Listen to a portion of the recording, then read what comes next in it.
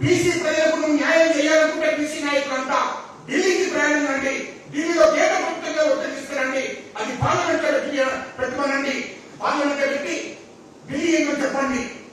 BJP అధికారంలో ఉంది, parliament వాళ్ళ చేతుల్లో ఉంది, రాజ్యసభ కూడా వాళ్ళ చేతుల్లో ఉంది. కాబట్టి పార్లమెంట్ లో ఆమోదం పొందించి రాజ్యసభ పంపితే రాజ్యసభ కూడా ఆమోదం చేస్తుంది, రాష్ట్రపతికి పంపని చెప్పండి.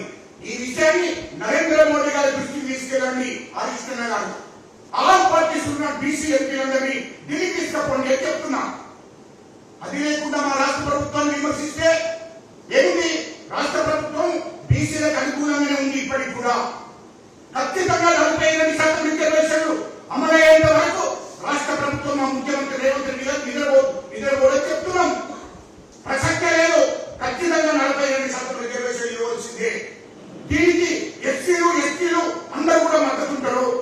కాబట్టి మీరు ఆలోచన చేయాలి. ఇక్కడ ఈ రాష్ట్రంలో టీఆర్ఎస్ వారి దుర్మార్గులు, బీఆర్ఎస్ పేరు మార్చుకున్న దుర్మార్గులు వాళ్ళ కుటుంబము బీసీలకు రిజర్వేషన్ రాకుండా అడ్డగిస్తుంది, కోర్టు పంపిస్తున్నది.